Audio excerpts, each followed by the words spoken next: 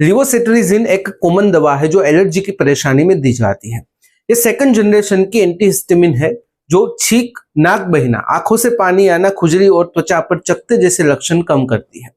इसका असर लंबे समय तक रहता है और पुराने एंटीहिस्टामिन की तुलना में नींद वाला जो असर होता है, जो साइड इफेक्ट होती है, वो कम दिखाई देती है।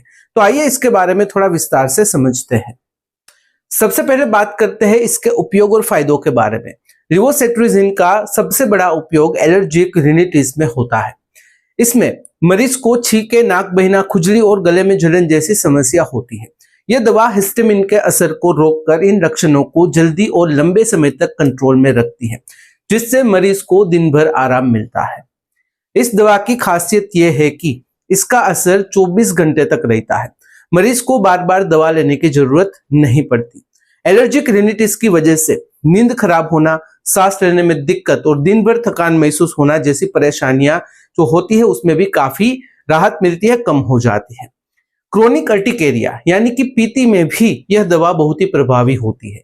इस बीमारी में त्वचा पर लाल चकत्ते, सूजन और खुजली होती है। लक्षण कई दिनों या फिर हफ्तों तक बने रहते हैं और मरीज को बहुत ही परेशान करते हैं। लिवोसेट्रिजिन इन लक्षणों को तेज और स्थायी राहत दिलाने में मदद करती है। पीती से जुड़ी खुजली और चकत्ते अक्सर नींद और काम दोनों को प्रभावित करते हैं, नेगेटिवली इंपैक्ट करते हैं। लिवोसेट्रिजिन का नियमित उपयोग इन परेशानियों को कम करके मरीज के जीवन की गुणवत्ता को बेहतर बना सकता है। यह दवा लंबे समय तक चलने वाले हाइव्स के इलाज में भी सुरक्षित और असरदार विकल्प मानी जाती है। कभी कभी डॉक्टर इसे अन्य दवाओं जैसे कि नजल स्प्रे या अन्य एंटी एलर्जिक दवाओं के साथ भी प्रिस्क्राइब करते हैं, लिखते हैं। इसका उद्देश्य यह होता है कि मरीज को जल्दी और बेहतर आराम मिले, असर मिले। बच्चों और बड़ों दोनों में इसका इस्तेमाल किया जाता है, लेकिन खुराक हमेशा डॉक्टर की सलाह और मरीज की स्थिति के अनुसार ही तय करनी चाहिए। आइए बात करते हैं इस दवा के अवेलेबल स्ट्रेंथ के बारे में। लिवोसेट्रिजिन बाजार में सबसे ज्यादा 5 mg टेबलेट के रूप में उपलब्ध होती है। यह स्ट्रेंथ ज्यादातर वयस्क और गंभीर एलर्जी वाले मरीजों के लिए लिखी जाती है, प्रिस्क्राइब की जाती है। 5 mg टेबलेट रोजाना एक बार दी जाती है और इसका असर पूरे दिन तक बना रहता है। यही वजह है कि यह एलर्जी कंट्रोल करने के लिए सबसे कॉमन और भरोसेमंद विकल्प मानी जाती है। कुछ कंपनियां 2.5 mg यानी कि 2.5 mg स्ट्रेंथ की टेबलेट भी बनाती है। यह खासकर उन मरीजों के लिए होती है जिन्हें हल्की एलर्जी की समस्या हो या फिर जिन्हें पूरी 5 mg खुराक की जरूरत नहीं है। कई बार बुजुर्ग मरीजों में, ऐसे लोगों में भी 2.5 mg की खुराक दी जाती है जिनके शरीर को ज्यादा दवा सहन नहीं होती। बच्चों के लिए सिरप या ओरल सॉल्यूशन विकल्प भी उपलब्ध होता है। इसमें आमतौर पर 1.25 mg या फिर 2.5 mg प्रति 5 ml स्ट्रेंथ होती है ताकि बच्चों को आसानी से दी जा सके। सिरप का फायदा यह है कि इसे छोटे बच्चे को भी डॉक्टर की सलाह से दिया जा सकता है और खुराक को उनकी उम्र और वजन के हिसाब से आसानी से एडजस्ट किया जा सकता है। बच्चों में यह दवा उपयोग करने से पहले डॉक्टर से बात करनी काफी जरूरी होती है।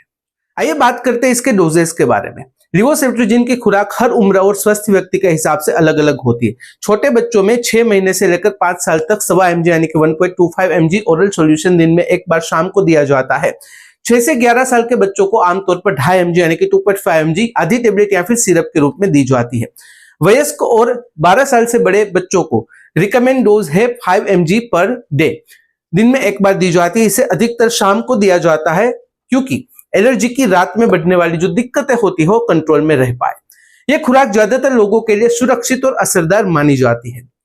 बुजुर्गों के लिए भी सामान्य खुराक 5 mg रोजाना होती है, लेकिन उम्र के साथ किडनी फंक्शंस कमजोर हो सकता है, इसलिए डॉक्टर कई बार डोज को एडजस्ट करते हैं।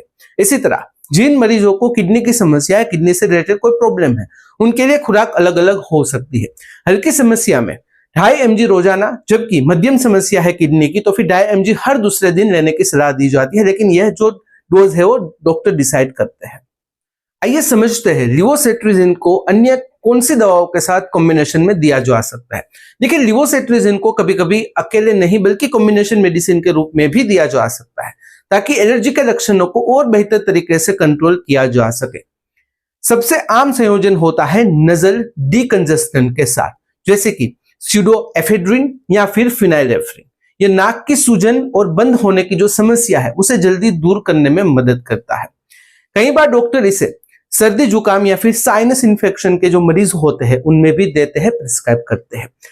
ऐसे में इसे डीकंजेस्टेंट और कभी कभी हल्के पेन रिलीवर्स के साथ भी मिलाया जाता है, दिया जाता है, ताकि छींक, नाक बहना और सिर दर्द जैसी परेशानियां जल्दी कम हो सके। कुछ कॉम्बिनेशन मेडिसिन में मोन्टेलुकास या फिर अन्य एंटी एलर्जिक एजेंट्स भी शामिल होते हैं। इसका फायदा यह है कि एलर्जी के साथ अगर अस्थमा की प्रॉब्लम या फिर विजिंग जैसी समस्या वाले मरीज है तो दोनों के लक्षणों को साथ में कंट्रोल किया जा सकता है।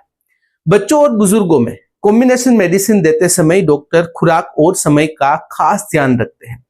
यह सुनिश्चित करने के लिए किया जाता है कि दवा सुरक्षित रहे और साइड इफेक्ट्स कम से कम हो। कभी कभी केवल लिवोसेट्रिजिन देना पर्याप्त नहीं होता, इसीलिए डॉक्टर इसे अन्य दवाओं के साथ मिलाकर प्रिस्क्राइब करते हैं। अगर बात करें साइड इफेक्ट्स की, तो लिवोसेट्रिजिन के साइड इफेक्ट्स आमतौर पर हल्के होते हैं, लेकिन कुछ लोगों में दिखाई दे सकते हैं। सबसे कॉमन साइड इफेक्ट्स है नींद आना या फिर सुस्ती लगना। हालांकि ये पुराने एंटीहिस्टामिन की तुलना में कम होता है, फिर भी कुछ मरीजों को दिन में थकान या फिर ध्यान केंद्रित करने में मुश्किल महसूस हो सकती है। कुछ लोगों में सिर दर्द, मुंह सूखना, गले में खराश या फिर हल्की पेट की गड़बड़ जैसी समस्याएं भी देखने को मिल सकती है। ये लक्षण आमतौर पर कुछ दिनों में खुद में खुद अपने आप कम हो जाते हैं और गंभीर नहीं होते। बच्चों में कभी कभी बुखार, दस्त या उल्टी जैसी प्रतिक्रिया दिखाई दे सकती है, इसलिए बच्चों को दवा देते समय डॉक्टर की सलाह का पालन करना बेहद ही जरूरी है और खुराक को उनके वजन और उम्र के हिसाब से ही देना चाहिए जो डॉक्टर तय करते हैं। गंभीर साइड इफेक्ट्स बहुत ही कम होते हैं, लेकिन हो सकते हैं। इनमें पेशाब करने में दिक्कत आना, तेज धड़कन या चेहरे और गले में सूजन जैसी एलर्जिक प्रतिक्रिया शामिल है। एफडीए ने चेतावनी दी है कि इस दवा को अचानक बंद करने पर कुछ मरीजों में गंभीर खुजली, जिसे सीवियर इचिंग कहते हैं, वो हो सकती है। इसलिए इसे बंद करने से पहले हमेशा डॉक्टर से सलाह लें। आइए बात करते हैं प्रिकॉशंस और वार्निंग्स के बारे में। लिवोसेट्रिजिन लेने से पहले कुछ सावधानियों का पालन करना बहुत ही जरूरी है, खास करके उन लोगों को जिन्हें किडनी की समस्या है। ऐसे मरीजों को हमेशा डॉक्टर की सलाह से ही इस प्रकार की दवाएं लेनी चाहिए, क्योंकि उनकी खुराक अलग हो सकती है और बिना सलाह के लेने पर दवा का असर या फिर साइड इफेक्ट्स बढ़ सकता है। अगर आप अल्कोहल या फिर सेडेटिव दवाओं का सेवन करते हैं तो लिवोसेट्रिजिन लेने से नींद या फिर सुस्ती ज्यादा बढ़ सकती है, इसलिए इनका संयोजन करते समय सावधानी बरतें और आवश्यकता पड़ने पर डॉक्टर से खुराक के बारे में सलाह लें। दवा लेने के बाद अगर आपको ज्यादा सुस्ती, चक्कर या फिर ध्यान केंद्रित करने में दिक्कत महसूस हो तो गाड़ी चलाने या फिर मशीन चलाने से बचें।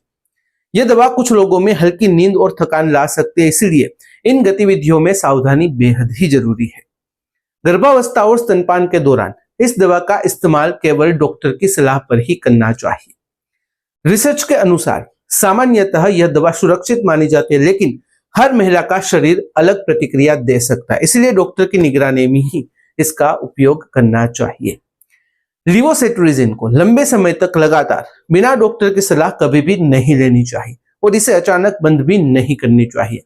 अचानक रोकने पर एलर्जी या फिर खुजली जैसी समस्याएं बढ़ सकती है। हमेशा डॉक्टर की सलाह से अनुसार ही खुराक शुरू या फिर इसे बंद करें। अगर बात करें कंक्लूजन यानी कि निष्कर्ष की, तो लिवोसेट्रिजिन एक सुरक्षित और असरदार एंटीहिस्टामिन है जो छींक, नाक बहना, आंखों में खुजली और अर्टिकेरिया जैसी एलर्जिक समस्याओं में राहत देती है। यह जल्दी असर करती है और लंबे समय तक लक्षणों को कंट्रोल में रखती है। हालांकि हर दवा की तरह इसके भी साइड इफेक्ट्स और सीमाएं हैं, इसलिए इसे हमेशा डॉक्टर या फिर फार्मासिस्ट की सलाह के अनुसार ही और उनके निर्देशानुसार ही इस्तेमाल करें। अगर इस वीडियो से रिलेटेड कोई भी सवाल है, कमेंट में बेझिझक पूछ सकते हो। कमेंट में अगर आप अनकंफर्टेबल हो, डायरेक्टली मुझे मेल कर सकते हो qa.hm@gmail.com पर। तो फिलहाल इस वीडियो में बस इतना ही। आज का वीडियो ध्यान से देखने और सुनने के लिए आपका धन्यवाद। जय हिंद, जय भारत।